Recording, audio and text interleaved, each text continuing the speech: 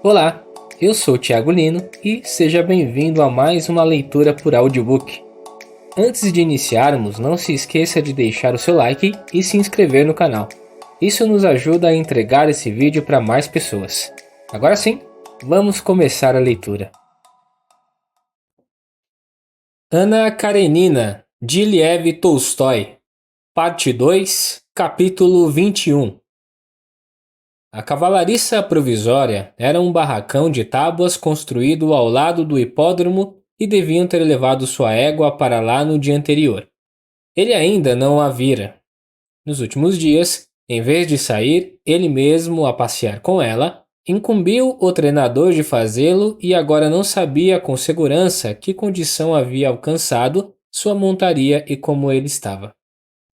Vronsky mal havia saltado do veículo quando o seu cavalariço, o Grom, assim chamavam o garoto, ao reconhecer ainda de longe a carruagem, mandou chamar o treinador. O inglês magro, de botas altas e jaqueta curta, com apenas um tufo de pelos na ponta do queixo, saiu ao seu encontro no passo desajeitado dos jockeys, bamboleando-se e abrindo os cotovelos. E então, como está a frufru? Perguntou Vronsky em inglês. All right, sir. Preferiu a voz do inglês em algum ponto na parte interna da garganta. É melhor não entrar, acrescentou, levantando o chapéu. Pus nela uma focinheira e está agitada. É melhor não entrar, pode ficar nervosa. Não, vou entrar mesmo assim. Quero dar uma olhada.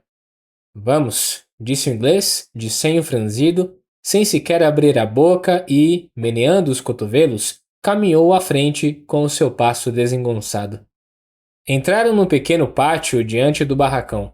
O menino de serviço, elegante, garboso, de japona limpa, com uma vassoura na mão, recebeu os dois e os seguiu. No barracão havia 5 cavalos, cada um em sua baia, e Vronsky sabia que seu principal rival, o alazão gladiador de Makoutin, fora trazido nesse dia e estava ali. Mais do que a própria égua, Vronsky estava interessado em ver o gladiador, que nunca havia visto. Mas Vronsky sabia que, pelas normas éticas das corridas de cavalos, não só não podia vê-lo, como era condenável até perguntar a respeito do animal.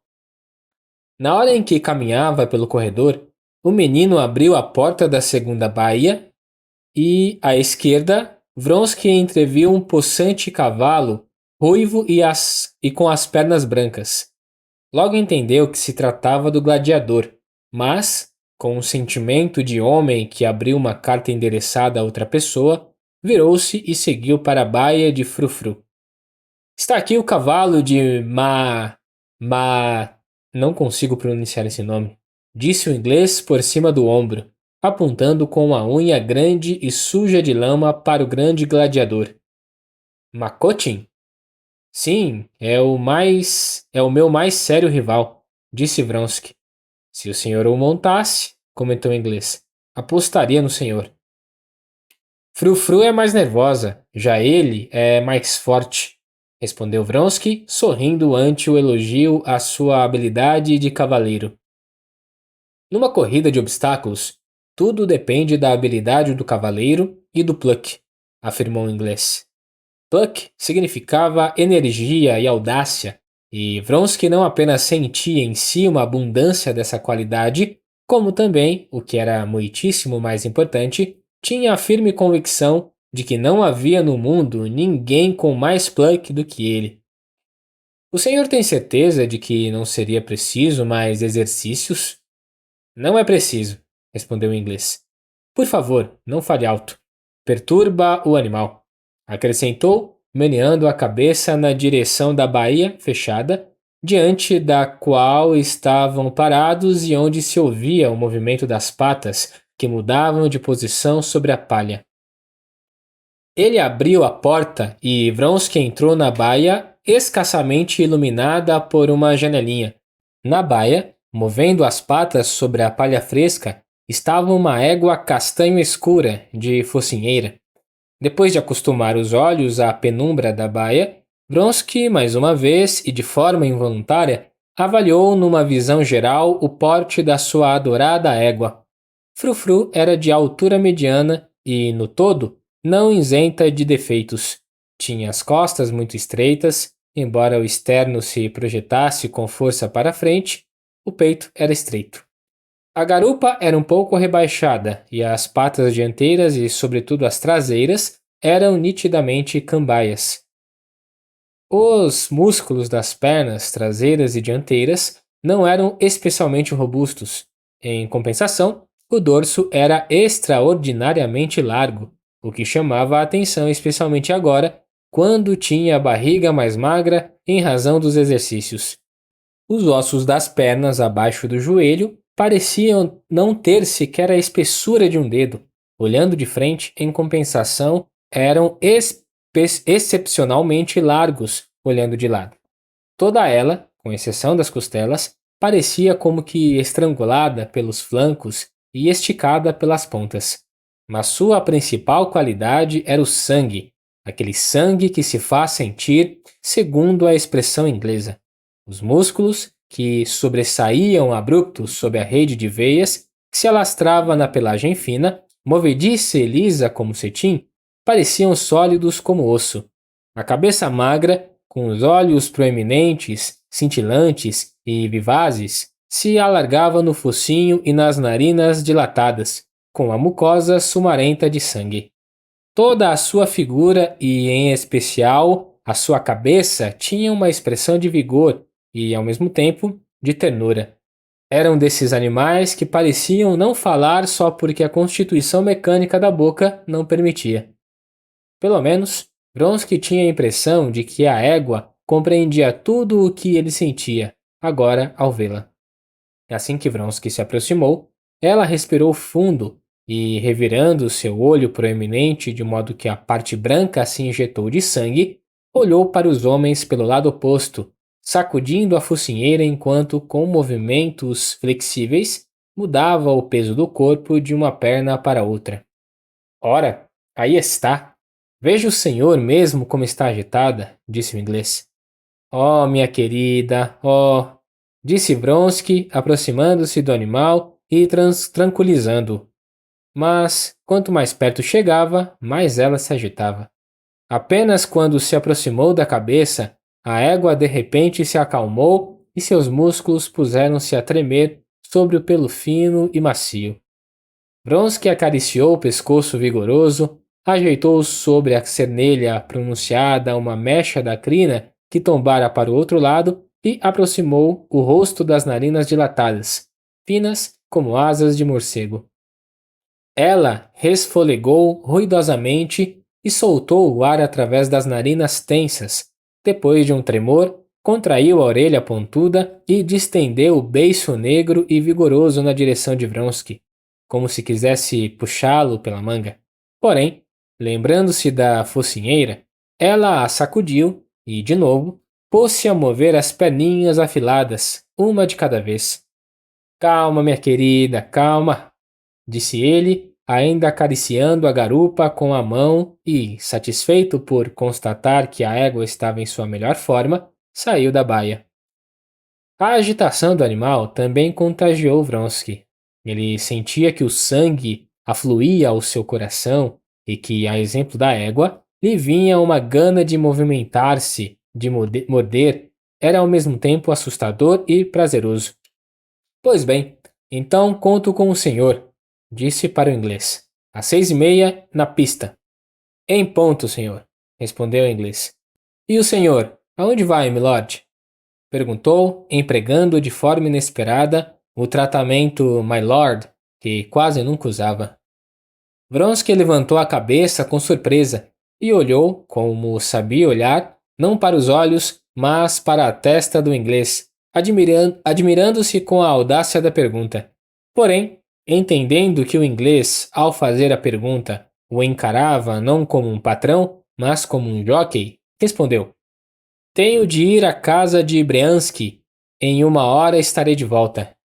Quantas vezes já me fizeram hoje esta mesma pergunta? Disse para si mesmo e ruborizou-se, o que raramente lhe acontecia. O inglês o fitou atentamente e, como se soubesse aonde iria Vronsky, acrescentou: "O principal é manter a calma antes de uma corrida", disse ele. "Não ficar de mau humor e não se perturbar com nada."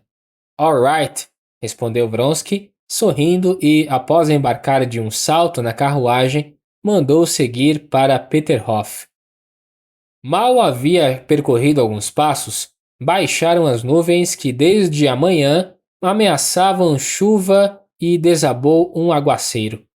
Péssimo, pensou Vronsky, desdobrando a capota da carruagem. Se antes já estava um lamaçal, agora vai ficar um verdadeiro pântano. No isolamento da carruagem coberta pela capota, ele pegou a carta da mãe e o bilhete do irmão e leu de ponta a ponta. Sim, era sempre a mesma coisa. Todos, a mãe, o irmão, todos julgavam necessário intrometer-se nos seus assuntos afetivos. Tal intromissão despertava nele um rancor, sentimento que raramente experimentava. O que tem eles a ver com isso? Porque todos acham que é seu dever preocupar-se comigo? E por que me importunam? Simplesmente porque percebem que se trata de algo que não conseguem compreender. Se fosse a costumeira ligação mundana e vulgar, me deixariam em paz. Percebem que se trata de outra coisa, que não é a diversão, que essa mulher é mais preciosa para mim do que a própria vida. E isso é incompreensível e, portanto, os aborrece. Qualquer que seja ou venha a ser o nosso destino, somos nós que o fazemos e não nos lamentamos, disse consigo, unindo-se a Ana na palavra nós. Não, eles têm de nos ensinar como viver.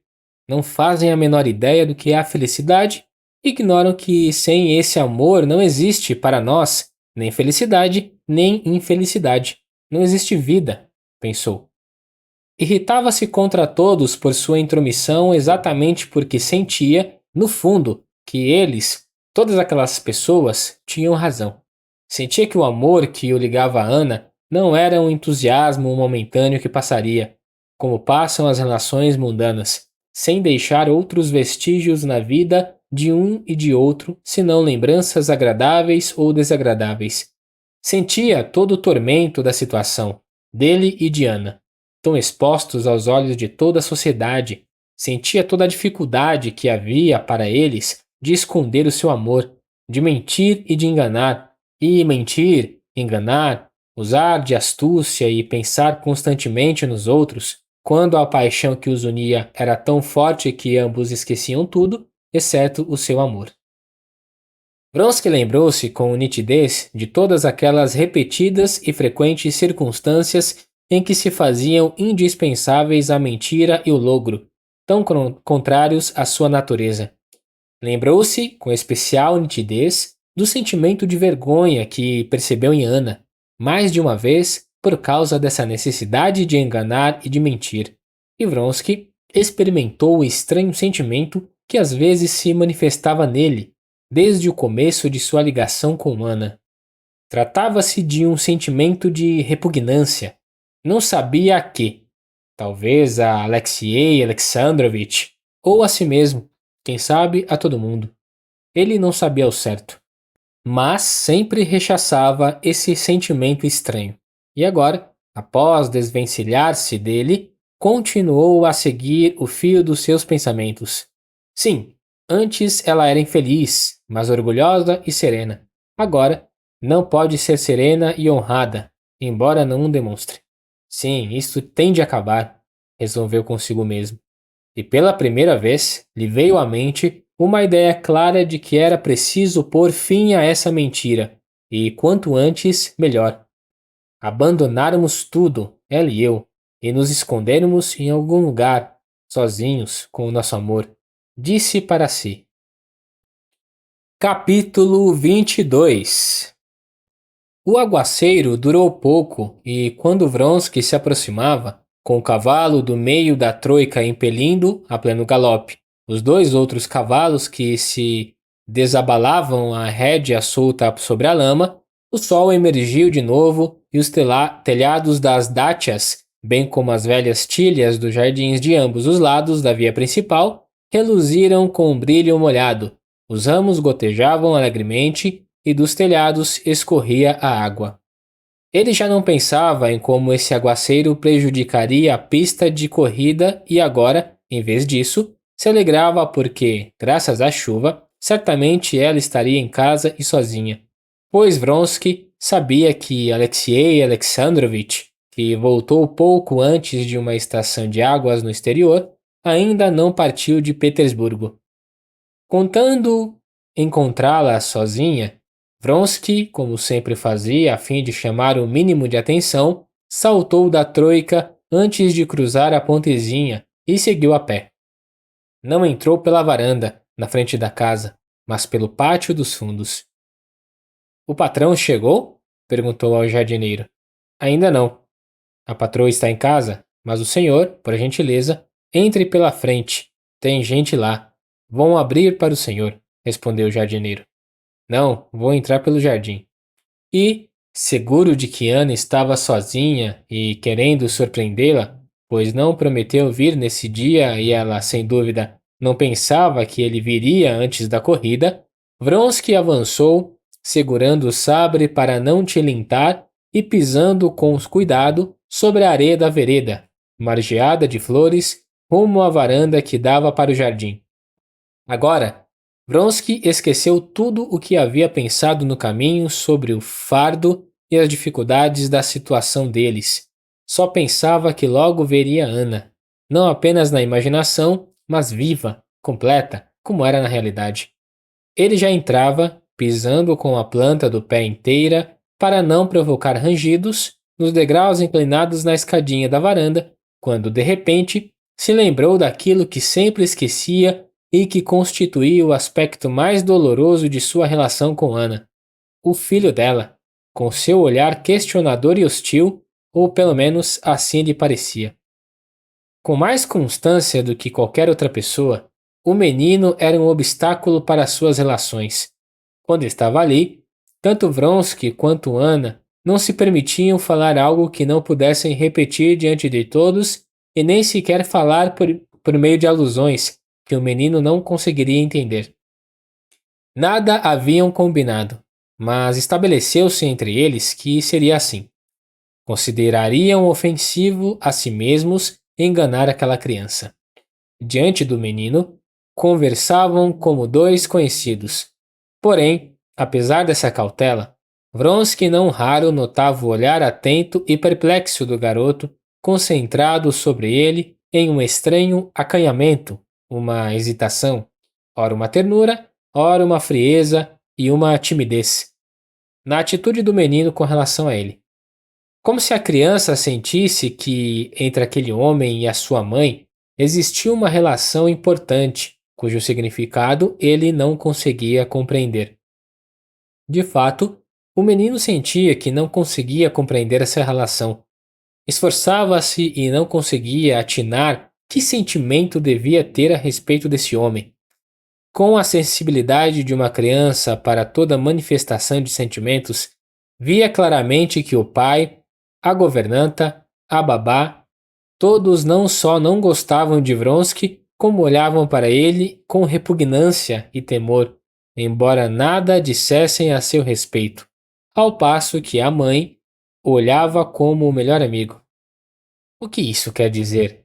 Quem é ele? De que modo devo gostar desse homem? Se não entendo, é culpa minha, ou sou burro, ou sou um mau menino, pensava.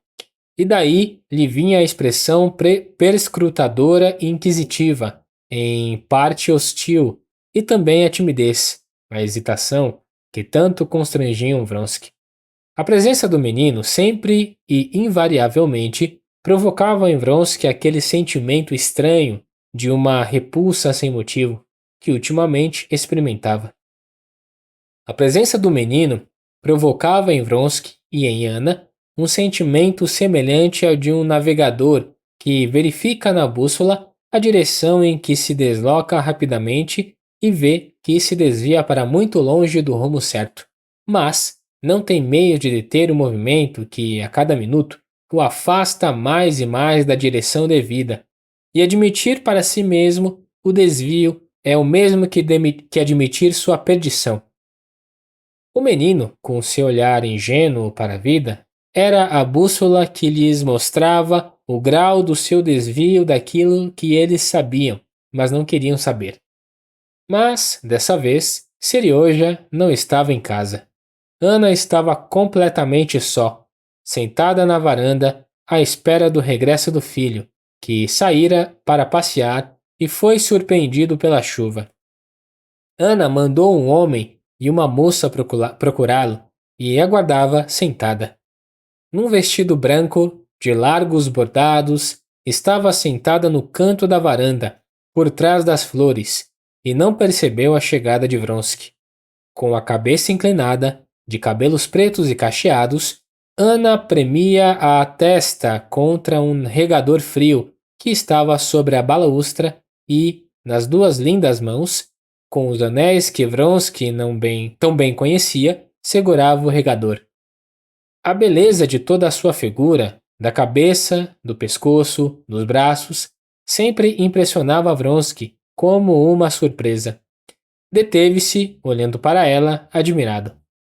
Mas tão logo quis dar um passo para aproximar-se de Ana, ela se deu conta da sua presença, afastou-se bruscamente do regador e voltou para ele seu rosto afogueado. O que tem a senhora? Está doente? Perguntou em francês, caminhando para ela. Quis chegar perto de Ana, mas, lembrando que podia haver estranhos, olhou para trás, na direção da porta da sacada, e ruborizou-se como sempre se ruborizava, ao sentir que devia recear e manter-se alerta. Não, estou bem, respondeu Ana, levantando-se e apertando com força a mão que Vronsky lhe estendeu.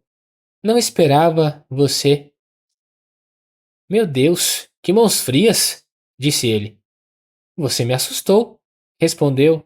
Estava sozinha e esperava a Serioja, que foi dar um passeio. Eles virão dessa direção. Porém, embora tentasse ficar tranquila, os lábios de Ana tremiam. Perdoe-me por ter vindo, mas não podia passar o dia inteiro sem ver a senhora. Prosseguiu em francês, como sempre falava, a fim de evitar o tratamento intoleravelmente frio entre eles do pronome russo vi, da segunda pessoa do plural, bem como o perigoso ti, da segunda pessoa do singular. Para que desculpar-se? Estou tão contente. Mas a senhora está doente, ou aflita, continuou Vronsky, sem soltar a mão de Ana e curvando-se sobre ela. Em que pensava? Sempre na mesma coisa, respondeu com um sorriso. Dizia a verdade. Sempre, a qualquer momento que lhe perguntassem no que pensava, ela poderia, sem engano, responder numa só coisa, na nossa felicidade e na nossa infelicidade. E exatamente agora, quando ele a surpreendeu, pensava no seguinte: por que para as outras, para Betsy, por exemplo, Ana conhecia a relação de Betsy com Tutkiewicz, oculta para a sociedade? Tudo isso era fácil e, para ela, tão torturante. Nesse dia, por vários motivos, esse pensamento a atormentava de forma especial. Perguntou-lhe sobre a corrida. Ele respondeu e, vendo que Ana estava agitada, tentou distraí-la. Passou a contar pormenores dos preparativos para a corrida, no tom mais natural do mundo. Conto ou não conto? Pensou ela, fitando os olhos serenos e carinhosos de Vronsky. Está tão feliz, tão entusiasmado com sua corrida, que não entenderá da forma correta, não entenderá toda a importância desse fato para nós. Mas a senhora não disse no que pensava quando cheguei. Perguntou Vronsky, interrompendo seu relato. Por favor, me conte. Ana não respondeu, e, depois de inclinar um pouco a cabeça, o fitou de soslaio com os olhos que brilhavam por trás dos cílios compridos. A mão, que brincava com uma folha arrancada, tremia. Vronsky notou-o e seu rosto expressou aquela submissão, aquela devoção de escravo que tanto a cativava. Percebo que aconteceu alguma coisa. Acaso eu poderia ter um minuto de paz sabendo que a senhora tem um desgosto e que não compartilha comigo? Conte, pelo amor de Deus, repetiu em tom de súplica. Sim, eu não o perdoarei se ele não compreender toda a importância do que aconteceu. É melhor não contar. Para que arriscar? Refletiu Ana, enquanto olhava para ele e sentia que a sua mão com a folha tremia cada vez mais. Pelo amor de Deus! Repetiu Vronsky, depois de segurar a mão dela. Devo contar? Sim, sim, por favor. Estou grávida, disse em voz baixa e vagarosa. A folha na mão estremeceu mais forte ainda, mas ela não desviou seu olhar de Vronsky a fim de verificar como recebia a essa notícia. Ele empalideceu, fez menção de falar, mas se deteve. Soltou a mão de Ana e baixou a cabeça. Sim, ele compreendeu toda a importância do fato. Pensou e apertou sua mão com gratidão. Mas estava enganada em pensar que ele recebia a notícia da mesma forma que ela, uma mulher. Vronsky, ao ouvir a notícia, sentiu com a força duplicada um acesso daquele estranho sentimento de repugnância a alguém que às vezes lhe ocorria. Mas, ao mesmo tempo, entendeu que a crise que ele desejava havia afinal começado, que não era mais possível esconder do marido e era imprescindível, de um modo ou de outro, romper rapidamente com essa situação antinatural. Contudo, além disso, a agitação física de Ana contagiou Vronsky. Voltou para ela o olhar comovido, submisso, beijou sua mão, levantou-se e, em silêncio, pôs-se a andar pela varanda. Sim, disse, aproximando-se dela, resoluto. Nem eu, nem a senhora encarávamos nossas relações como uma diversão. E agora nosso destino está decidido. É imprescindível pôr um fim, disse, olhando em redor, a esta mentira em que vivemos. Pôr um fim? Como pôr um fim, Alexei? Perguntou Ana em voz baixa. Agora, Ana se acalmou e seu rosto brilhava com um sorriso terno. Deixar o marido e unirmos nossas vidas. Elas já estão unidas, retrucou Ana com voz quase inaudível. Sim, mas completamente. Completamente. Mas de que modo, Alexei? Me explique, pediu ela, num tom de melancólica zombaria a respeito da sua situação sem saída. Acaso existe saída para essa situação? Não sou a esposa do meu marido? Para toda situação existe uma saída. É preciso decidir-se, afirmou Vronsky. Qualquer coisa é melhor do que a situação em que você vive. Eu bem vejo como você se tortura por tudo, pela sociedade, pelo filho, pelo marido. Ah, não por meu marido, retrucou com um sorriso singelo. Não o conheço, não penso nele. Não existe. Você não está falando com sinceridade. Eu a conheço. Você se tortura também por ele. Mas se ele nem mesmo sabe, disse Ana, e de repente um forte rubor cobriu seu rosto. As faces, a testa, o pescoço ruborizaram-se e lágrimas de vergonha surgiram nos olhos. Mas não vamos falar sobre ele. Capítulo 23. Vronsky já tentou diversas vezes, embora não de forma tão resoluta como agora, levar Ana a discutir sua situação e sempre esbarrava contra a mesma superficialidade e leviandade de julgamento com que ela respondera à sua exortação. Como se houvesse nisso algo que ela não podia ou não queria tornar claro para si. Como se, assim que começava a falar do assunto, Ana, a verdadeira Ana, se recolhesse para algum lugar dentro de si e uma outra tomasse o seu lugar. Uma mulher estranha, alheia, que Vronsky não amava, temia e que lhe oferecia resistência. Mas nesse dia, ele resolveu dizer-lhe tudo. Saiba, ele ou não, retrucou Vronsky, no seu tom firme e sereno de costume. Saiba ele ou não, isso em nada nos afeta. Não podemos, A senhora não pode permanecer assim, sobretudo agora. Mas o que fazer, na opinião do senhor? Perguntou Ana, com a mesma zombaria leviana.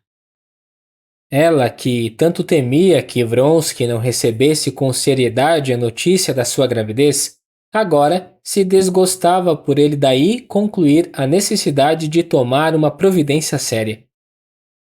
Contar tudo para ele e deixá-lo. Muito bem, vamos supor que eu faça isso, respondeu Ana. O senhor sabe o que daí resultará? Posso relatar tudo com antecedência.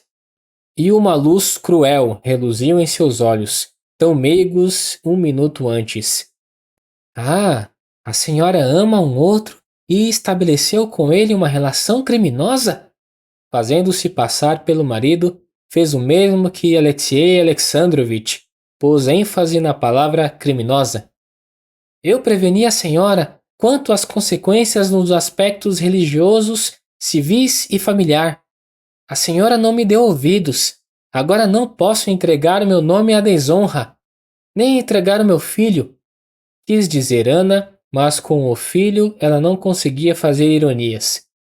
Meu nome à desonra. E outras coisas do mesmo tipo, acrescentou. Em termos gerais, ele dirá, com seu jeito de homem de Estado, com toda a clareza e precisão, que ele não pode deixar-me partir, mas tomará as medidas a seu alcance para evitar o escândalo e executará, com calma, com apuro, aquilo que diz. Eis o que vai acontecer, Alexei. Não é um homem, mas uma máquina, e uma máquina cruel quando se enfurece, acrescentou ela, enquanto se lembrava de Alexei Alexandrovitch em todos os pormenores da sua figura, da sua maneira de falar e do seu caráter, incriminando o marido por tudo de ruim que nele conseguia encontrar, sem perdoá-lo em nada, por causa da terrível falta de que era culpada perante ele. Mas, Ana, disse Vronsky com voz persuasiva e suave, na tentativa de acalmá-la. Seja como for, é preciso contar a ele, e depois procederemos conforme o que ele fizer. O quê? E então, fugir? Ué, e por que não fugir? Não vejo nenhuma possibilidade de continuar isto. Não por mim. Eu vejo como a senhora sofre. Sim, fugir e fazer de mim a amante do senhor? Disse em tom acerbo. Ana! Exclamou Vronsky, em terna censura. Sim, prosseguiu ela, tornar-me a amante do senhor e perder tudo. Quis de novo dizer o filho, mas não conseguia pronunciar essa palavra. Vronsky não podia entender como ela, com toda a sua natureza forte e pura, conseguia suportar essa situação de falsidade, e não desejava escapar disso. Mas ele, nem de longe, imaginava que a causa principal estava na palavra filho, que Ana não conseguia pronunciar. Quando ela pensava no filho e na futura atitude do menino a respeito da mãe que abandonou o pai dele, lhe vinha um tamanho horror por aquilo que fizera que não conseguia raciocinar e, como mulher, apenas tentava acalmar-se com palavras e pensamentos enganosos, para tudo manter-se como antes e para esquecer, se possível, a terrível questão do que aconteceria com seu filho. Eu perdoo você, suplico a você, disse ela de súbito, num tom de todo diferente, sincero e meigo, depois de segurar a mão de Vronsky. Nunca fale comigo sobre isso. Mas Ana, nunca! Deixe-me decidir sozinha. Sei de toda a baixeza, de todo o horror da minha situação, mas resolvê-la não é tão fácil quanto o senhor pensa. Deixe-me decidir e me obedeça. Nunca fale comigo sobre esse assunto. Você promete? Não. Não, prometa! Prometo tudo, mas não posso ficar em paz sobre tudo depois de que você disse. Não posso ficar em paz quando você não pode estar em paz. Eu, repetiu Ana. Sim, às vezes isso me atormenta, mas vai passar. Se você nunca falar comigo sobre o assunto, só quando você fala a respeito, eu me atormento. Ora, Ana, eu não compreendo, disse Vronsky. Eu sei, interrompeu ela. Sei como é penoso mentir para a sua natureza pura e me aflige por você. Penso muitas vezes como você arruinou sua vida por mim. Eu estava agora pensando a mesma coisa, disse ele. Como você pôde, por minha causa, sacrificar tudo? Não posso me perdoar por você ser infeliz. Eu, infeliz? Disse ela, aproximando-se dele e fitando-o com um extasiado sorriso de amor. Eu sou como uma pessoa faminta, a quem deram o que comer. Talvez essa pessoa esteja com frio e suas roupas estejam rasgadas. Talvez sinta vergonha, mas infeliz não é. Eu, infeliz? Não. Aqui está a minha felicidade. Ela ouviu a voz do filho que voltava e, depois de lançar um rápido olhar através da varanda, levantou-se com ímpeto. Seu olhar inflamou-se com a chama já conhecida de Vronsky, e, com um movimento rápido, Ana ergueu as mãos bonitas, cobertas de anéis, segurou-lhe a cabeça, fitou-o com um olhar demorado e, depois de aproximar-se seu rosto com lábios abertos e risonhos, beijou ligeiro sua boca e seus dois olhos e afastou-se. Queria sair, mas ele a reteve. Quando? Perguntou Vronsky num sussurro, olhando-a arrebatado. Hoje, há 1 hora, murmurou ela e, com um suspiro pesado, seguiu adiante, no seu passo leve e rápido, ao encontro do filho. A chuva apanhou Serioja no amplo jardim e ele e a babá se abrigaram sob o caramanchão. Bem, até logo, disse Ana para Vronsky. Agora é preciso ir para a corrida. Betsy prometeu ir comigo. Vronsky, depois de um rápido olhar para o relógio, partiu às pressas. Capítulo 24. Quando Vronsky olhou para o relógio na varanda da casa dos Karenine, estava tão transtornado e absorto nos próprios pensamentos que viu o ponteiro no mostrador, mas não conseguiu entender que horas eram. Saiu pela estrada e dirigiu-se para sua carruagem, pisando na lama com cuidado. Estava a tal ponto repleto de afeição por Ana que nem pensou que horas eram ou se teria tempo de ir à casa de Briansky. Como ocorre muitas vezes, restou a ele apenas a faculdade superficial da memória, que só registra o que se planejou fazer em seguida. Aproximou-se do seu cocheiro, que cochilava na boleia, à sombra já oblíqua de uma tilha espessa, admirou-se com as oscilantes colunas de moscas que, do alto, atacavam os cavalos muito juntos uns dos outros e, depois de acordar o cocheiro, saltou para a carruagem e mandou tocar para a casa de Briansky. Só depois de percorrer umas 7 verstas, Vronsky recobrou a razão, o bastante para olhar o relógio e entender que eram 5h30 e que estava atrasado. Neste dia, havia diversas corridas. A corrida da escolta imperial, depois a corrida de 2 verstas para oficiais, a de 4 verstas e aquela em que ele ia competir. Podia chegar a tempo da sua corrida, mas, se fosse à casa de Briansky, chegaria em cima da hora para disputar a prova, e só depois que toda a corte já tivesse entrado. Isso não era bom. Mas dera a Briansky sua palavra de que iria à casa dele e por isso resolveu seguir em frente, ordenando ao cocheiro que não poupasse a troika. Chegou à casa de Briansky, ficou lá 5 minutos e voltou a galope. Essa viagem rápida acalmou-o.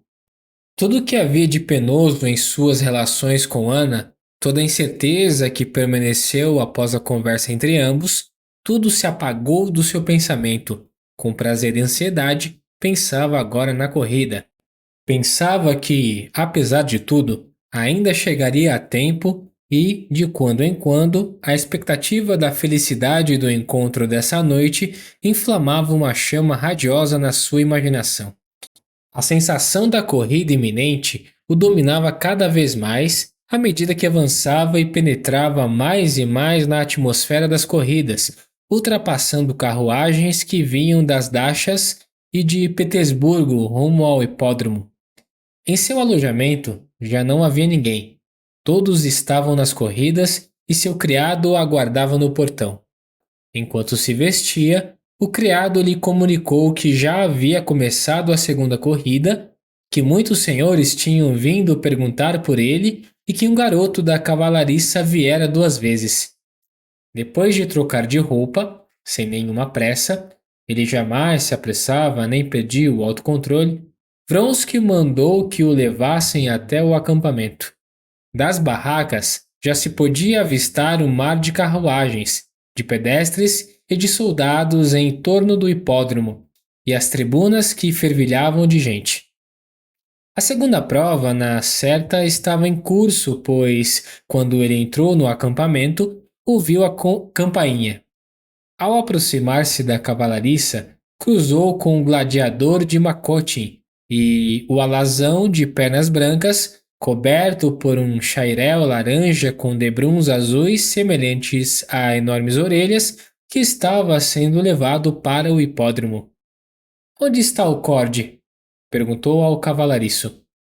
"Dentro da cavalariça, estampando a sela." Na baia aberta, Frufru já estava selada. Já iam retirá-la. "Cheguei tarde?" All right, exclamou em inglês. "Não se perturbe." Vronsky, mais uma vez, percorreu com o olhar as formas magníficas e adoradas da égua, cujo corpo todo tremia e, depois de conseguir com dificuldade dar as costas a esse espetáculo, saiu da cavalariça. Seguiu para as tribunas no momento mais propício para não atrair nenhuma atenção sobre si. A corrida de 2 verstas estava no fim e todos os olhos estavam concentrados no cavaleiro da guarda à frente e no hussardo da guarda imperial logo atrás, que fustigavam seus cavalos, já no fim de suas forças, e se aproximavam da linha de chegada. Do centro e de fora da pista, todos acorriam na direção da linha de chegada, que o grupo de soldados e oficiais da cavalaria da guarda manifestavam, em altos brados, a alegria com o triunfo do seu oficial e camarada. Vronsky, sem ser notado, penetrou no meio da multidão quase ao mesmo tempo em que soava a campainha que deu por encerrada a corrida, e o cavaleiro da guarda, alto, respingado de lama, que chegara em primeiro lugar, recurvado sobre a sela, soltava as rédeas do seu garanhão cinzento, escurecido pelo suor e muito ofegante. O garanhão, cravando com esforço as patas no chão, reduziu a marcha acelerada do seu corpo volumoso e o oficial da cavalaria da guarda, como uma pessoa que desperta de um sono pesado, olhou à sua volta e sorriu com dificuldade. A multidão de conhecidos e de estranhos cercou-o. Vronsky evitava propositalmente a multidão de pessoas da elite e da alta sociedade que, discreta e livremente, se movimentava e trocava ideias diante dos pavilhões. Sabia que lá também estava Karenina, além de Betsy, e a esposa do seu irmão, e, intencionalmente, não se aproximava delas a fim de não se distrair. Porém, a todo instante, encontrava conhecidos que o detinham, relatavam detalhes das corridas anteriores e perguntavam por que se atrasou. Na hora em que os competidores foram convocados à tribuna para a entrega dos prêmios e todos se voltaram para lá, o irmão mais velho de Vronsky, Alexander, um coronel com dragonas vistosas, de baixa estatura, um tipo robusto como o próprio Alexei, porém mais bonito e corado, de nariz vermelho, rosto franco e de aspecto embriagado, aproximou-se dele. "Você recebeu meu bilhete?" perguntou. "Você nunca está em casa." Alexander Vronsky, apesar da vida de farras e sobretudo de bebedeiras porque era afamado, era um perfeito cortesão.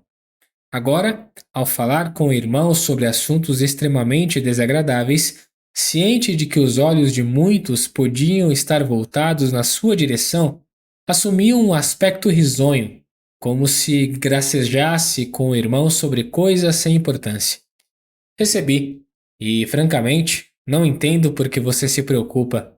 respondeu Alexei. Preocupo-me porque ainda há pouco fui avisado de que você não estava aqui e na segunda-feira foi visto em Peterhof.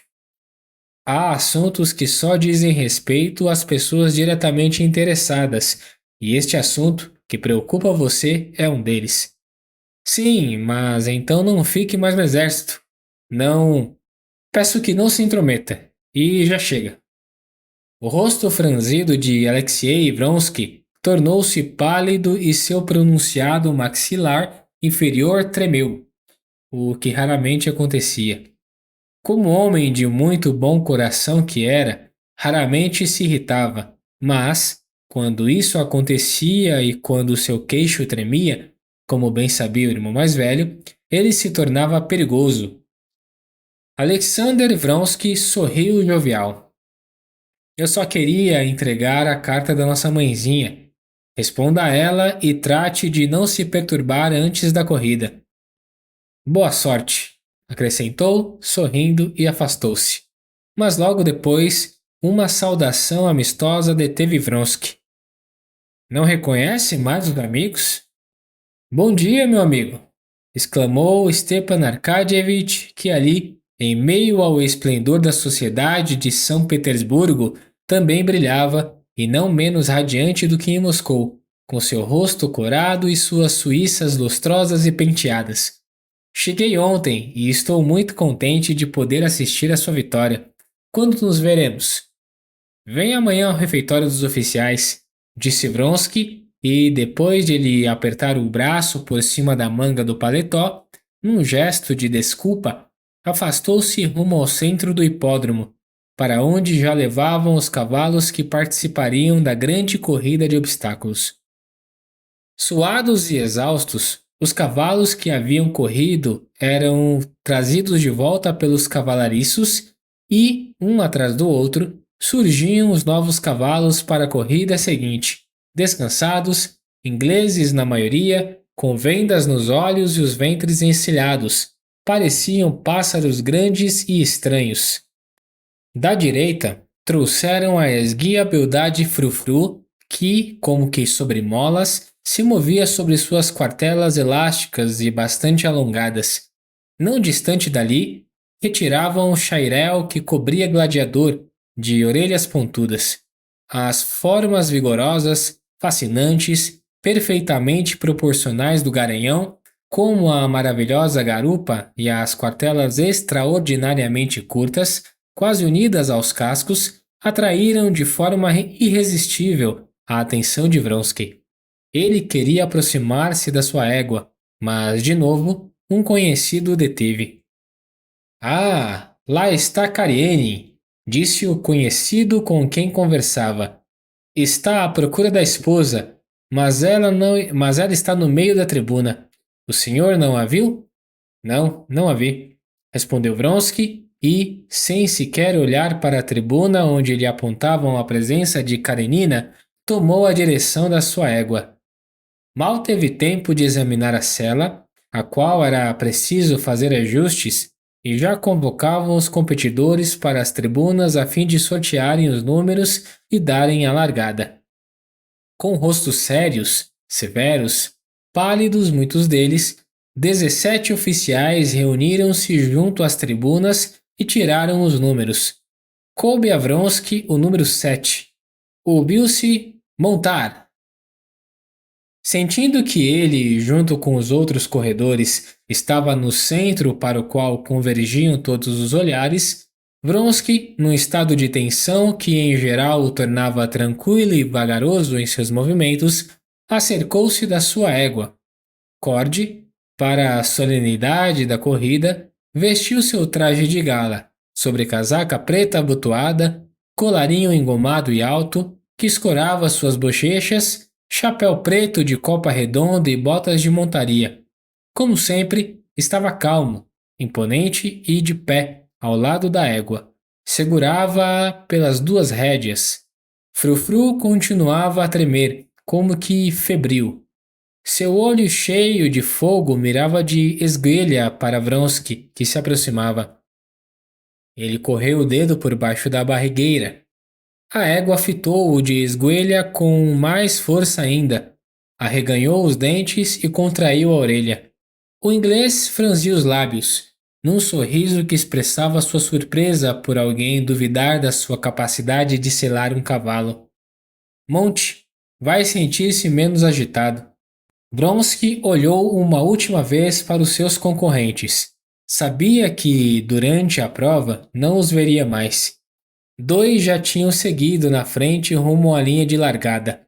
Gautzin, um dos concorrentes perigosos e amigo de Vronsky, dava voltas em redor de um garanhão baio que não o deixava montar.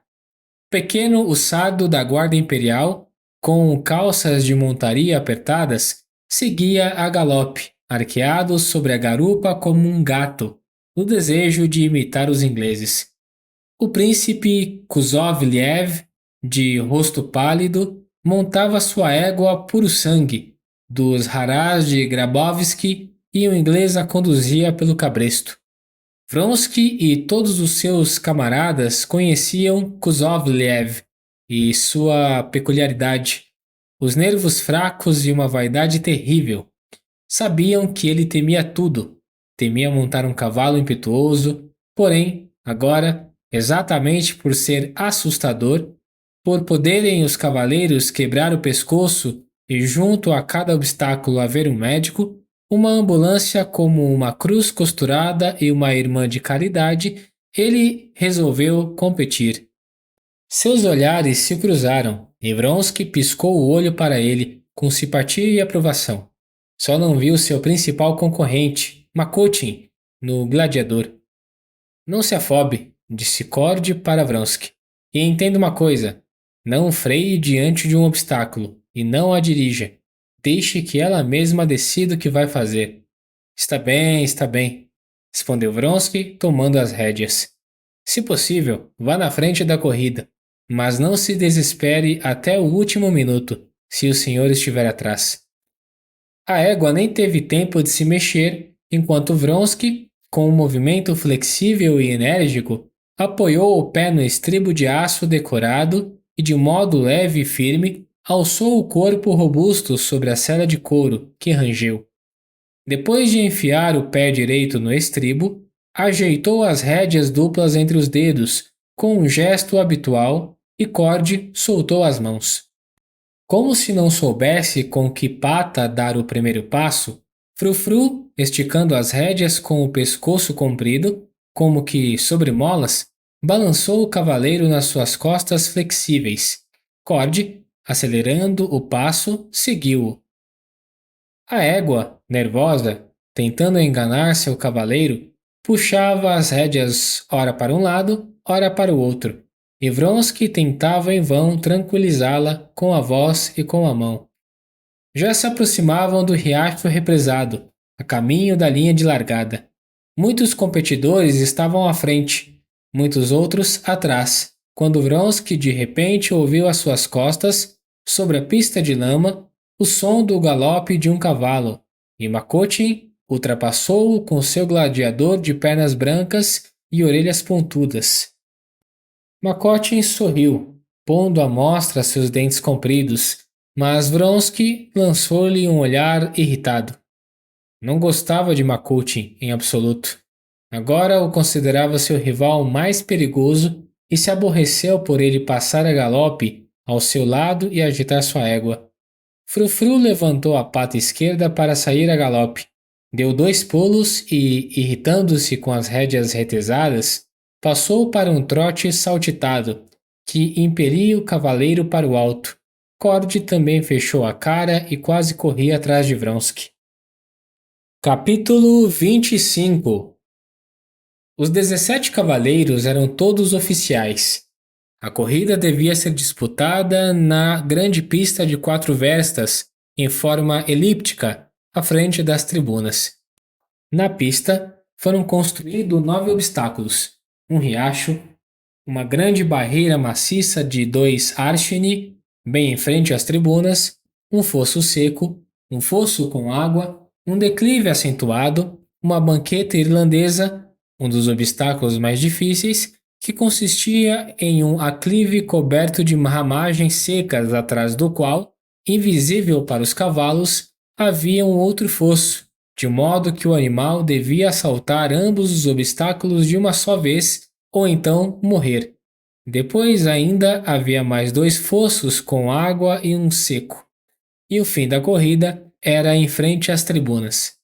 Mas a corrida não começava na pista, e sim ao seu lado, a 100 braças, e nessa distância estava um primeiro obstáculo, um riacho represado de 3 arshini de largura, que os cavaleiros podiam atravessar de um salto ou cruzar a val, como preferissem.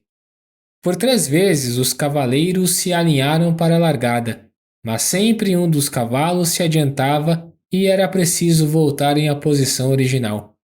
O fiscal da largada, o coronel Siestrin, já começava a se irritar quando, enfim, pela 4ª vez gritou: "Partir!" E os cavaleiros largaram.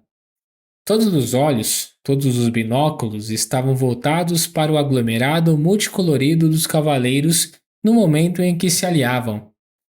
Partiram! Lá vão eles! Ouviu-se de todos os lados, após o silêncio da expectativa. E grupos e pessoas isoladas puseram-se a correr de um lugar para o outro, a fim de enxergar melhor. Já no primeiro minuto, o aglomerado de cavaleiros se estendeu e via-se como se aproximavam do riacho em pares, em trincas de 1 a 1. Para os espectadores, parecia que todos galopavam juntos, mas, para os cavaleiros, havia segundos de diferença que tinham, para eles, uma importância enorme.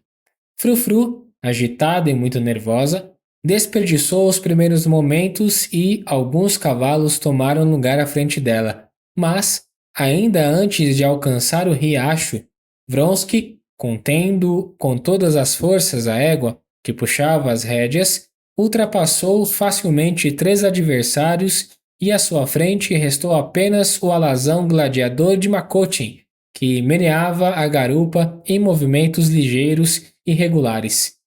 Bem diante de Vronsky, e ainda à sua frente, liderando todos os competidores, estava a magnífica Diana, que levava Kuzovlev mais morto que vivo. Nos primeiros minutos, Vronsky não dominou a si nem a égua. Até o primeiro obstáculo, o riacho, ele não conseguiu controlar os movimentos do animal. Gladiador e Diana aproximaram-se juntos, quase no mesmo momento, a um só tempo, transpuseram o riacho e saltaram para o lado oposto. Velozmente, como se voasse, Frufru lançou-se atrás deles, mas, no exato momento em que Vronsky se sentiu no ar, viu, quase sob as patas da sua égua, Kuzovlev, que se debatia junto com Diana na outra margem do riacho. Kuzovlev soltara as rédeas após o salto e a égua o arremessou voando por cima da cabeça. Esses pormenores Vronsky veio a saber mais tarde. Agora apenas percebeu que, bem embaixo dele, no local onde Frufru iria pôr as patas, podia estar a perna ou a cabeça de Diana, mas Frufru, como uma gata ao cair, fez um esforço com as pernas e com as costas, em pleno salto, esquivando-se da égua, e impeliu seu corpo um pouco mais à frente. Ah, querida, pensou Vronsky. Depois do riacho, Vronsky dominou por completo sua montaria e passou a contê-la, no intuito de transpor a grande barreira atrás de Makotin e só tentar ultrapassá-lo no terreno de umas 200 braças, sem obstáculos, que se estendia logo depois. A grande barreira situava-se bem em frente à tribuna do Tsar. O soberano e toda a corte, e também a multidão do povo, todos olhavam para eles, para Vronsky e para Makotin, à distância de um corpo à sua frente, quando se aproximavam do demônio, assim chamavam a barreira maciça.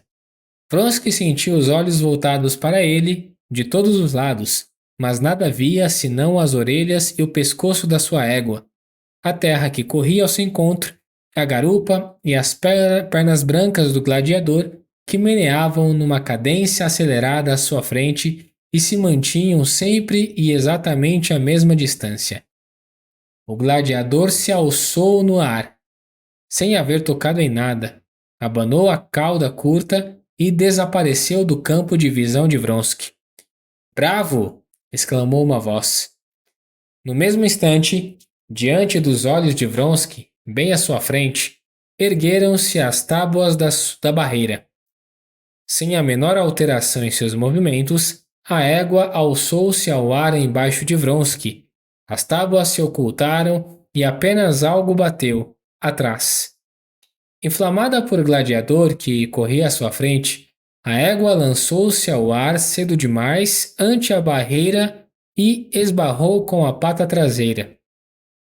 Mas a sua marcha não se alterou e Vronsky, que sentira no rosto um salpico de lama, entendeu que estava de novo à mesma distância do gladiador. Via de novo à sua frente a garupa, a cauda curta e de novo as pernas brancas que se moviam depressa e não se distanciavam dele. No mesmo momento em que Vronsky pensou que era preciso ultrapassar Makotin, a própria Frufru, que já havia compreendido isso desde antes, acelerou sensivelmente, sem o menor estímulo do seu cavaleiro, e começou a aproximar-se de Makotin pelo lado mais propício, o lado da corda. Makotin não lhe deu passagem por esse lado. Vronsky mal havia raciocinado que também poderia ultrapassá-lo por fora, quando Frufru mudou de direção e tentou ultrapassá-lo exatamente desse modo. As espáduas de Frufru, que já começavam a escurecer de suor, alcançaram a garupa do gladiador. Os dois correram lado a lado por algumas passadas, mas, antes do obstáculo de que se aproximavam, Vronsky, a fim de evitar o lado em que a curva era mais aberta, começou a forçar as rédeas e, rápido, exatamente no declive, ultrapassou Makotin. De passagem, viu o rosto do adversário salpicado de lama. Teve até a impressão de que ele sorriu. Vronsky ultrapassou Makotin, mas o pressentia logo atrás, junto dele, e ouvia sem cessar, bem às suas costas, o galope irregular e a respiração entrecortada, mas sem o menor sinal de cansaço, das narinas do gladiador. Os dois obstáculos seguintes, o fosso e uma barreira, foram vencidos com facilidade, mas Vronsky começou a ouvir mais próximos o bufo e o galope do gladiador. Instigou a égua e, com alegria, percebeu que ela acelerava o passo, e o som dos cascos do gladiador passou de novo a ser ouvido na mesma distância de antes. Vronsky liderava a corrida, exatamente o que ele queria e o que lhe recomendara Gord, que agora estava seguro da vitória. A sua emoção, a alegria e a ternura por Frufru eram cada vez mais fortes. Ele queria olhar para trás, mas não se atrevia e tentou acalmar-se e não pressionar a égua, a fim de manter uma reserva de forças igual àquela que pressentia restar no gladiador. Faltava um obstáculo, o mais difícil. Se o transpusesse na frente dos demais, chegaria em primeiro. Aproximou-se a galope da banqueta irlandesa. Ainda de longe, e ao mesmo tempo que Frufru, Vronsky avistou a banqueta e ambos juntos, ele e a égua, tiveram uma dúvida momentânea. Vronsky notou a indecisão nas orelhas do animal e levantou o chicote, mas logo se deu conta de que sua dúvida era infundada. A égua sabia o que era necessário. Ela acelerou e, de modo cadenciado, exatamente como Vronsky imaginou, lançou-se ao ar e, desprendida da terra, entregou-se à força da inércia, que a transportou para longe, além do fosso, e, exatamente no mesmo ritmo, sem esforço, sem mudar a ordem das passadas, Frufru prosseguiu a galope. Bravo, Vronsky! Ele ouviu vozes na aglomeração do público e as reconheceu. Eram do seu coronel e dos seus companheiros que estavam junto àquela barreira. Não podia deixar de reconhecer a voz de Yashvin, mas não o viu. Ah, minha adorada! Pensou para Frufru, enquanto tentava escutar o que se passava atrás dele. Atravessou! Concluiu, depois de perceber o galope do gladiador no seu encalço. Restava um último fosso com água, de 2 arshini. Vronsky nem olhava para ele, mas, no intuito de se distanciar na primeira posição, começou a manobrar as rédeas em movimentos circulares, levantando e soltando a cabeça da égua no mesmo ritmo do galope. Sentiu que a égua usava sua última reserva de energia. Não só o pescoço e as espáduas estavam encharcados, como a cernelha. A cabeça e as pontas das orelhas estavam cobertas de gotas de suor e sua respiração era curta e abrupta. Mas Vronsky sabia que essa reserva daria de sobra para cobrir as 200 braças que restavam. Só por sentir-se mais próximo da terra e por uma suavidade peculiar no movimento do animal, Vronsky soube que sua égua aumentou muito a velocidade. Transpôs do fosso como se não existisse. Voou sobre o obstáculo como um pássaro, mas Vronsky, nesse exato momento, e para seu horror, sentiu que ele, em descompasso com o impulso da égua e sem entender como, fez um movimento errado, imperdoável, ao repor o peso do corpo sobre a sela. De repente, sua posição mudou e ele entendeu que algo horrível aconteceu. Ainda não conseguiu se dar conta do que havia acontecido quando irromperam, bem ao seu lado, as pernas brancas de um garanhão ruivo e Makotin passou num galope veloz. Vronsky roçou a terra com um pé e sua égua desabou sobre esse pé. Ele mal teve tempo de recolher a perna quando o animal tombou de lado, estertorando penosamente e, enquanto fazia esforços inúteis com seu pescoço fino e suado para levantar-se, a égua se debatia sobre a terra, aos pés de Vronsky, como um pássaro alvejado. O movimento desastrado de Vronsky partiu a espinha do animal. Mas isso ele só foi compreender muito depois. Agora, via apenas que Makotin se afastava rapidamente e Vronsky, cambaleante, estava de pé sozinho sobre a terra enlameada e imóvel, e à sua frente, arfando com dificuldade, jazia Frufru, que, de cabeça virada para ele, o fitava com o seu olhar magnífico. Ainda sem entender de todo o que ocorreu, Vronsky puxou a égua pela rédea. Ela se debateu outra vez, como um peixe, roçando contra a terra as abas da sela. Estendeu as pernas dianteiras, porém, no esforço de levantar a garupa, logo se retraiu e de novo tombou de lado. Com o rosto desfigurado pelo horror, pálido e com o maxilar inferior trêmulo, Vronsky chutou a barriga do animal com o tacão da sua bota e de novo pôs-se a puxar a rédea. Mas a égua não se mexia, e depois de soltar um bufo pelo focinho enfiado contra a terra, apenas fitava o dono com seu olhar que falava. Ah! Rosnou Vronsky, segurando a cabeça entre as mãos. Ah! O que fiz? Gritou. Perdi a corrida! E é a minha culpa, vergonhosa, imperdoável. E esta égua infeliz, maravilhosa, está perdida. Ah, o que fiz? O médico, o enfermeiro, oficiais do seu regimento e outras pessoas corriam na direção de Vronsky. Para sua infelicidade, percebeu que estava intacto e ileso. A égua partiu a espinha e resolveram matá-la com um tiro. Vronsky não conseguia responder às perguntas, não conseguia falar com ninguém. Deu as costas e, sem pegar o cap que saltara da cabeça, caminhou para fora do hipódromo. Nem ele sabia para onde. Sentia-se infeliz. Pela primeira vez na vida, experimentou a infelicidade mais penosa que existe. Uma infelicidade irremediável, cujo culpado era ele mesmo. Yashvin alcançou-o com o cap, acompanhou-o até sua casa e meia hora depois, Vronsky estava de novo senhor de si. mas a lembrança da corrida permaneceu por muito tempo em seu espírito, como a recordação mais penosa e torturante de sua vida. Capítulo 26.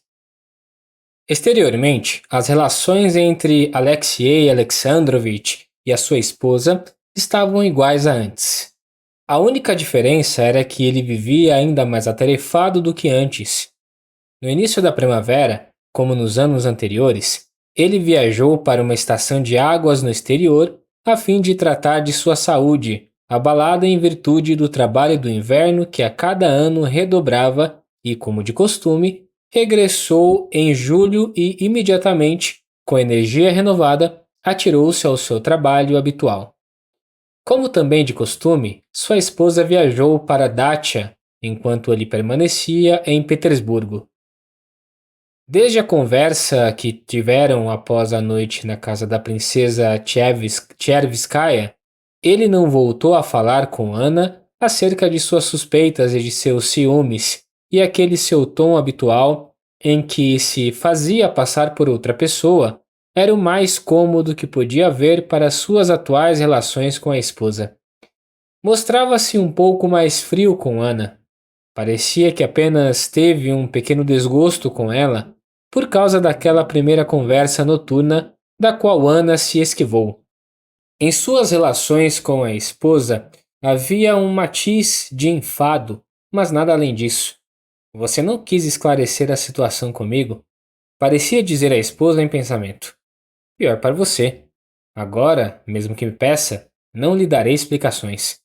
Tanto pior para você, dizia em pensamento, como um homem que, depois de tentar em vão apagar um incêndio, se enfurece por seus esforços inúteis e diz: Ora, que se dane, queime à vontade. Aquele homem inteligente e sagaz em assuntos do serviço público não compreendia toda a loucura que havia em tratar a esposa desse modo. E não o compreendia porque ele era aterrador demais apreender sua real situação e, no fundo da sua alma, trancou, aferrolhou e lacrou aquela gaveta em que se encontravam seus sentimentos com relação à família, ou seja, a esposa e o filho. Pai atencioso, passou a mostrar-se, desde o fim do inverno, particularmente frio com o filho, e tinha com ele a mesma relação zombeteira que tinha com a esposa. Ah, jovem rapaz, dizia ao menino. Alexei Alexandrovich pensava e dizia que nunca teve um ano de tanto serviço como esse, mas não se dava conta de que ele mesmo inventava afazeres para si, nesse ano, pois isso era um meio de não abrir aquela gaveta onde estavam seus sentimentos com relação à esposa e à família, onde estavam seus pensamentos a respeito deles, os quais se tornavam mais terríveis quanto mais tempo lá permaneciam. Se alguém tivesse o direito de perguntar a Alexei Alexandrovich o que ele pensava sobre o comportamento da esposa, o dócil, o cordato Alexei Alexandrovich nada responderia, mas se enfureceria muito com quem lhe fizesse tal pergunta. Por isso, havia algo de altivo e severo na expressão do rosto de Alexei Alexandrovich quando lhe indagavam a respeito da saúde da esposa. Alexei Alexandrovich não queria pensar nada a respeito do comportamento e dos sentimentos de sua mulher, e, de fato, sobre isso ele nada pensava.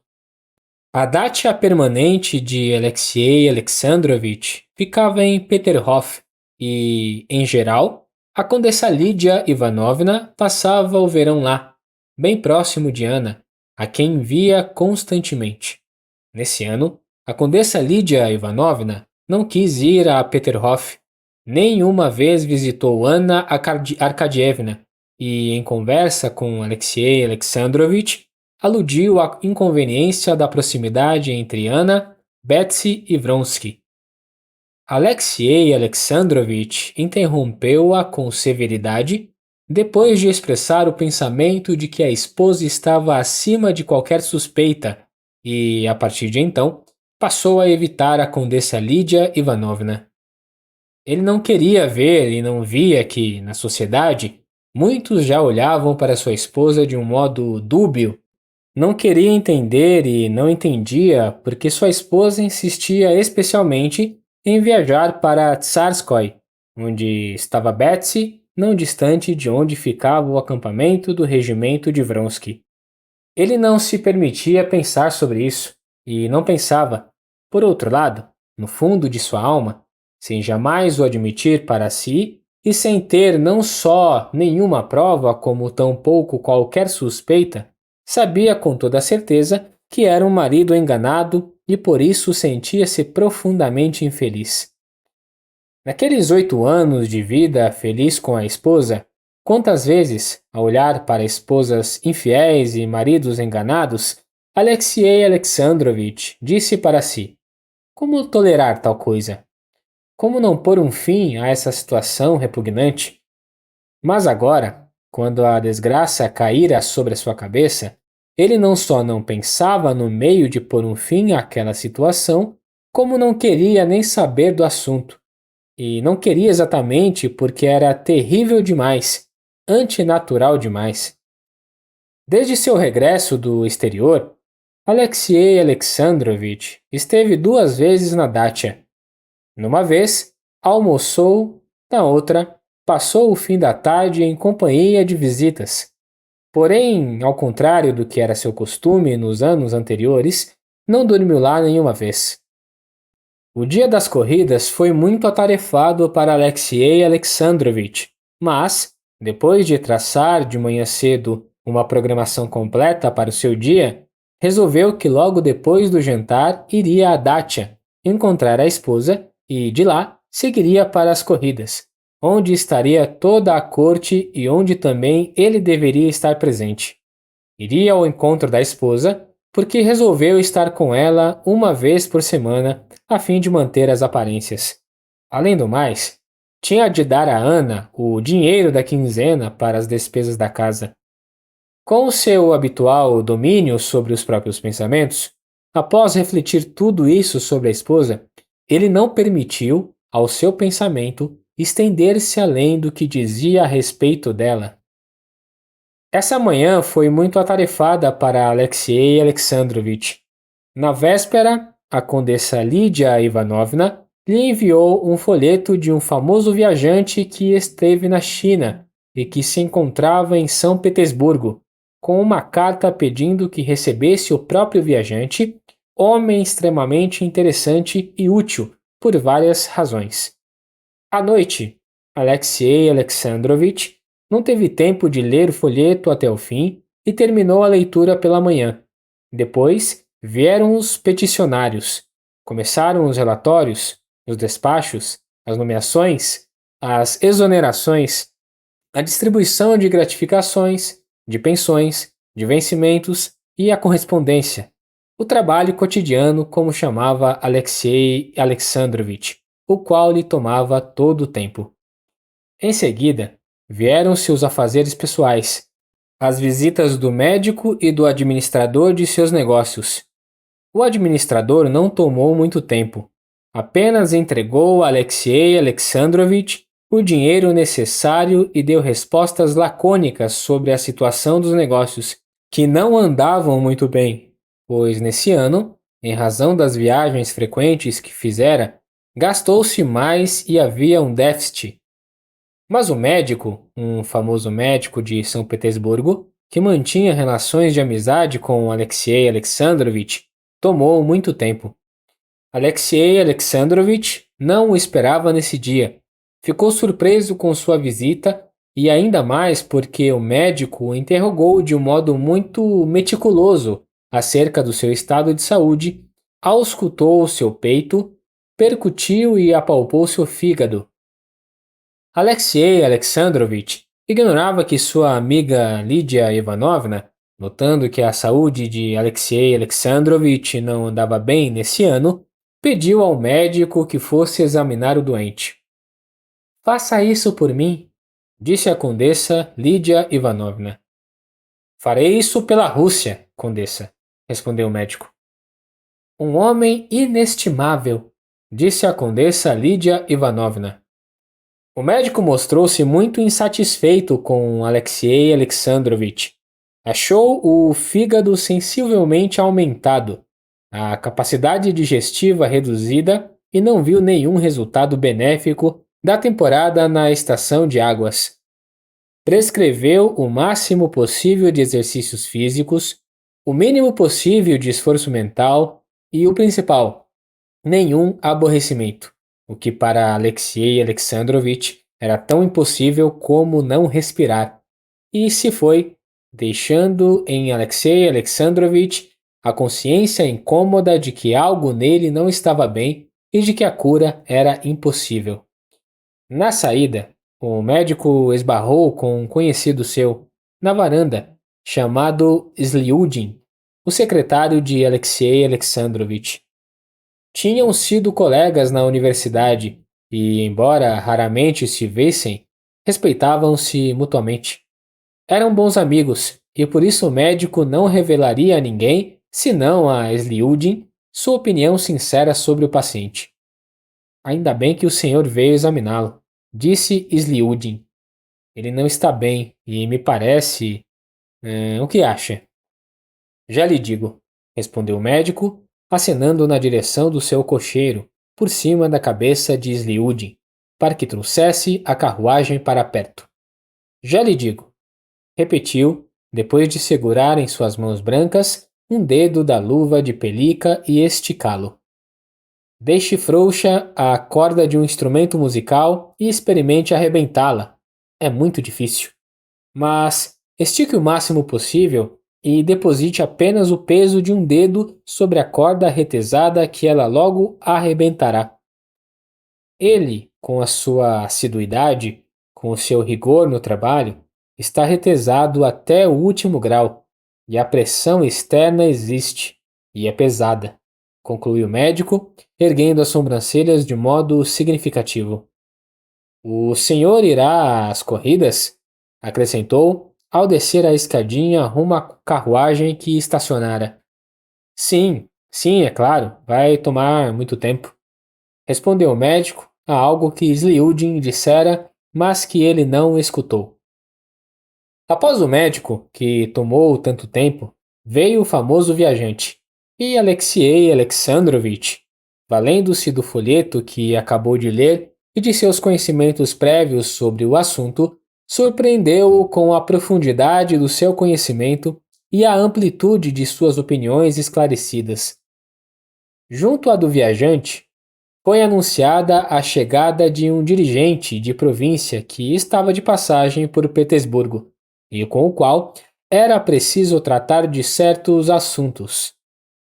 Depois da sua partida, foi preciso terminar os negócios de rotina com seu secretário e ainda sair para tratar de uma questão séria e importante com uma pessoa eminente. Alexei Alexandrovich mal teve tempo de voltar às 5 horas, horário de seu jantar, e, depois de comer em companhia do secretário, convidou-o para ir junto com ele até a Dátia e depois às corridas. Sem dar por isso, Alexei Alexandrovich procurava agora, em todas as ocasiões, contar com a presença de uma terceira pessoa em seus encontros com a esposa. Capítulo 27. Ana estava no andar de cima, de pé, diante do espelho, prendendo o último laço de fita no vestido com a ajuda de Anutka, quando ouviu o som do cascalho calcado pelas rodas da carruagem na entrada da casa. Ainda é cedo para Betsy, pensou e, ao olhar pela janela, viu a carruagem, o chapéu preto que sobressaía e as tão conhecidas orelhas de Alexei Alexandrovich. Que despropósito! Será que vem passar a noite? Pensou ela, e lhe pareceu tão horroroso e terrível o que poderia advir disso que, sem meditar sequer por um minuto, saiu com o rosto alegre e radiante ao encontro do marido e, sentindo em si a presença já familiar do espírito da mentira e da falsidade, logo se rendeu a esse espírito e começou a falar, sem sequer saber o que dizia. Ah, mas que gentileza! Exclamou, dando a mão ao marido e, com um sorriso, saudou os Liudin como uma pessoa já de casa. Vai passar a noite aqui, espero. Foram as primeiras palavras que o espírito de falsidade sugeriu a ela. E agora sairemos juntos. Só lamento ter prometido ir com a Betsy. Ela virá para me buscar. Alexei Alexandrovich franziu o rosto à menção do nome de Betsy. Ah, não vou separar as inseparáveis, disse ele em seu habitual tom de ironia. Irei com o Mikhail Vassilievich. Os médicos mandaram me encaminhar. Vou percorrer a pé uma parte do caminho e imaginar que me encontro na estação de águas. Não há pressa, respondeu Ana. Querem chá? Fez soar a campainha. Sirvam chá e avisem a Serioja que Alexei Alexandrovich chegou. Mas e como vai a sua saúde? Mikhail Vassilievich, o senhor não conhece a minha casa? Vejam como está bonita a minha varanda, disse, dirigindo-se ora a um, ora a outro. Falava de modo muito simples e natural, mas em excesso e rápido demais. Ela mesma o percebia, ainda mais porque, no olhar curioso que lhe dirigia Mikhail Vassilievich, notou que ele parecia examiná-la. Mikhail Vassilievich logo saiu para a varanda. Ana sentou-se junto ao marido. Você não está com bom aspecto, disse ela. Pois é, respondeu ele. Hoje o médico veio me visitar e me roubou uma hora. Tenho a impressão de que um de meus amigos pediu que me examinasse. Como é preciosa a minha saúde. Mas o que ele disse? Ana perguntou sobre sua saúde e sobre seus afazeres. Tentou convencê-lo a repousar e a passar uma temporada ali, com ela. Falava tudo de modo alegre, leve e com um brilho peculiar nos olhos, mas agora Alexei Alexandrovich não atribuía nenhuma importância a esse tom. Limitava-se a ouvir as palavras da esposa e lhes dava apenas o sentido imediato que tinham. Respondia de modo simples, embora irônico. Em toda essa conversa, nada houve de especial, mas, depois, Ana jamais conseguiria lembrar-se de toda essa breve cena sem uma torturante dor de vergonha. Veio Serioja, precedido pela governanta. Se Alexei Alexandrovich se permitisse observar, notaria a expressão tímida e desconcertada com que Serioja olhava para o pai e depois para a mãe. Mas ele nada queria ver e não via. Ah, o jovem rapaz! Como está crescido! De fato, já está quase um homem. Boa tarde, meu jovem rapaz. E deu a mão ao assustado Serioja. Tímido, desde antes, no trato com o pai, Serioja, agora que Alexei Alexandrovich começara a chamá-lo de jovem rapaz e que sua cabeça era assediada pelo enigma de saber se Vronsky era um amigo ou um inimigo, esquivava-se do pai. Como se pedisse proteção, Serioja olhou sobre o ombro para a mãe. Só com ela sentia-se bem. Enquanto isso, Alexei Alexandrovich, que começara a conversar com a governanta, segurava o filho pelo ombro e Serioja sentia um desconforto tão torturante que Ana percebeu que o menino estava prestes a chorar. Ana, que se ruborizara no instante em que o filho chegara, ao notar que Serioja estava aflito, levantou-se rapidamente e retirou a mão de Alexei Alexandrovich do ombro do filho e, depois de beijar o menino, levou-o até a varanda e logo voltou sozinha. Mas já está na hora, disse ela, após olhar de relance para o seu relógio. Por que Betsy não chega? A propósito, respondeu Alexei Alexandrovich e, levantando-se, entrecruzou as mãos e estalou os dedos. Vim também para lhe trazer dinheiro, pois os rouxinóis não se alimentam de fábulas, disse ele. Você está precisando, creio eu. Não, não estou. Sim, preciso, respondeu Ana, sem olhar para o marido, enquanto se ruborizava até a raiz dos cabelos. Mas você me parece. Virá para cá depois das corridas? Ah, sim, sim, respondeu Alexei Alexandrovich. Mas aí está a beldade de Peterhof, a princesa Tverskaya, acrescentou, depois de lançar um olhar através da janela para a carruagem que se aproximava, de feitio inglês, com a carroceria pequenina e muito alta. Que elegância, que encanto! Ora, então iremos nós também. A princesa Tverskaya não saiu da carruagem. Apenas seu criado, de polainas, capa e chapéu preto, desceu diante da entrada. Estou indo, até logo, disse Ana, e depois de beijar o filho, aproximou-se de Alexei Alexandrovich e estendeu-lhe a mão. Você foi muito gentil em vir aqui. Alexei Alexandrovich beijou sua mão. Bem, então até logo. Vá tomar o chá que está ótimo, disse Ana e se foi, radiante e alegre. Porém, assim que não teve mais o marido diante dos olhos, sentiu o ponto da mão em que os lábios dele haviam roçado e estremeceu de repugnância. Capítulo 28. Quando Alexei Alexandrovich apareceu nas corridas, Ana já estava sentada ao lado de Betsy, na tribuna onde se havia reunido toda a alta sociedade. Avistou o marido ainda de longe. Dois homens, o marido e o amante, eram para ela os dois centros da vida, e, sem a ajuda dos sentidos exteriores, Ana pressentia a proximidade deles.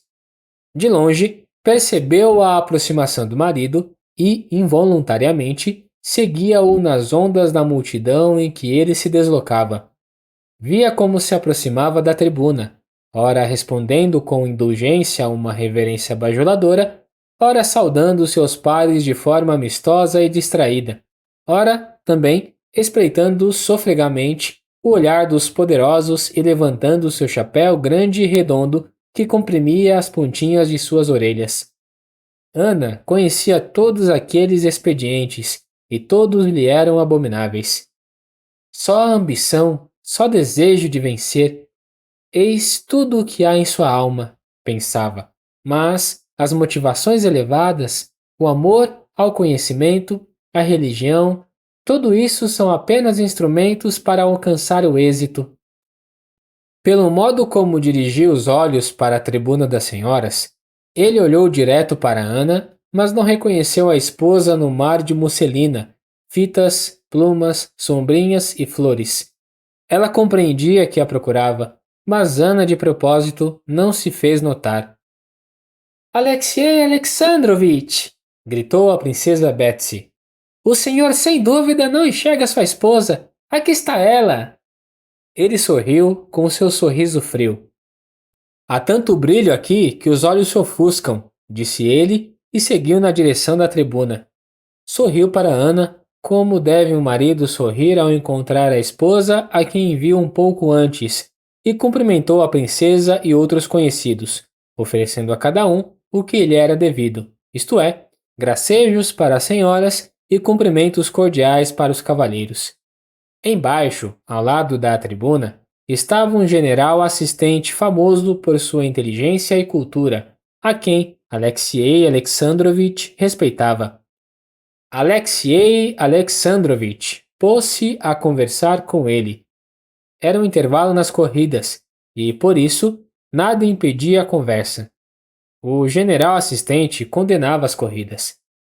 Alexei Alexandrovich objetava, defendendo-as. Ana ouvia sua voz aguda, monótona, e não perdia uma só palavra, e todas elas lhe pareciam falsas e feriam dolorosamente seu ouvido. Quando começou a corrida de 4 verstas com obstáculos, Ana inclinou-se para a frente e, sem desviar os olhos, mirou Vronsky, que se aproximou da sua égua e montou, ao mesmo tempo que ouvia a voz abominável e incessante do marido. Sofria de receio por Vronsky, mas sofria, sobretudo, com o som da voz fina do marido, que lhe parecia incessante, com a entonação que tão bem conhecia. Sou uma mulher má, sou uma mulher perdida, pensou. Mas não gosto de mentir, não suporto mentiras, E o alimento dele, do marido, é a mentira. Sabe de tudo, ele vê tudo. O que pode sentir, se é capaz de conversar com tamanha calma? Se ele me matasse, se matasse Vronsky, eu o respeitaria. Mas não. Tudo de que precisa é a mentira e o decoro, disse Ana a si mesma, sem pensar no que exatamente queria do marido e em como queria que ele fosse. Não compreendia que aquela singular loquacidade que Alexei Alexandrovitch manifestava nos últimos tempos e que tanto a irritava era apenas uma expressão do seu abalo interior e da sua inquietude. A exemplo de uma criança que se machucou e, pulando, põe os músculos em movimento para abafar a dor, era indispensável a Alexei Alexandrovitch a agitação intelectual para abafar os pensamentos em torno da esposa, pensamentos que, em presença de Anna e de Vronsky, e ante a contínua repetição do nome dele, exigiam sua atenção. E assim como para uma criança é natural pular, para ele era também natural falar bem e com inteligência. Ele disse: nas corridas de militares, de cavalarianos, o perigo é uma condição indispensável. Se a Inglaterra pode exibir na sua história militar os feitos mais notáveis da cavalaria, deve-se apenas a que ela fomentou, historicamente, essa força nos animais e nos homens.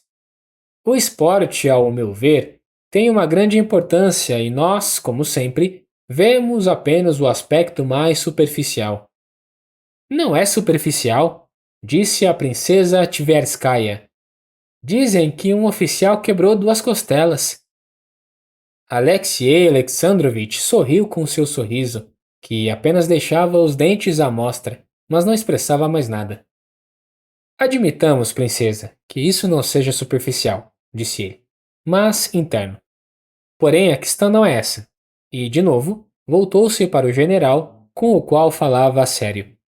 Não se esqueça que competem militares, os quais escolheram essa carreira, e, convenhamos, toda vocação tem o seu reverso da medalha. Isso faz parte, de forma direta, das obrigações de um militar. Os monstruosos esportes do boxe ou das touradas espanholas são sinais de barbárie, mas um esporte especializado é sinal de desenvolvimento. Não, em outra vez eu não virei mais. Me emociona em excesso, retrucou a princesa Betsy. Não é verdade, Ana? Emociona, mas é impossível desviar os olhos, respondeu outra senhora. Se tivesse sido romana, eu não perderia um único espetáculo do circo. Ana ficou calada e, sem baixar o binóculo, mirava um único ponto. Nesse momento, um general de elevada posição passava pela tribuna. Alexei Alexandrovitch, interrompendo a conversa, levantou-se afobado, mas com dignidade, e saudou o militar que passava com uma profunda reverência. O senhor não participa da corrida? Brincou o militar. Minha corrida é mais difícil, respondeu Alexei Alexandrovitch de modo respeitoso. E, embora a resposta não significasse coisa alguma, o militar deu a entender que ouvira uma resposta inteligente de um homem inteligente e que compreendeu perfeitamente a saudação. Há 2 aspectos, retomou Alexei Alexandrovitch. Os competidores e os espectadores. O gosto por tais espetáculos é um sinal seguro de baixo desenvolvimento da parte dos espectadores. Reconheço, porém, princesa, vamos apostar. Ouviu-se, mais abaixo, a voz de Stepan Arkadyevitch, que se dirigia a Betsy. A senhora torce por quem? Eu e Ana torcemos pelo príncipe Kuzovlev, respondeu Betsy. E eu por Vronsky. Aposto um par de luvas. Apostado. Mas que beleza de espetáculo, não é verdade? Alexei Alexandrovitch ficou em silêncio, enquanto falavam à sua volta, mas logo recomeçou. Reconheço, mas os jogos viris, fez menção de prosseguir. No entanto, nesse momento, os cavaleiros deram partida e todas as conversas cessaram. Alexei Alexandrovich também calou-se e todos se levantaram e voltaram-se para o riacho. Alexei Alexandrovich não se interessava por corridas e por isso não olhou para os cavalheiros e sim, com os olhos cansados, passou a observar distraidamente os espectadores. Seu olhar deteve-se em Anna. O rosto dela estava pálido e tenso. Era óbvio que não via nada e ninguém, senão um único homem. Sua mão apertava o leque convulsivamente e ela não respirava. Ele a observou mais um pouco e virou-se às pressas, mirando os outros rostos. Esta senhora aqui e outras também estão muito emocionadas. É muito natural, disse consigo mesmo. Queria não se voltar para Anna, mas seu olhar, involuntariamente, era atraído para ela.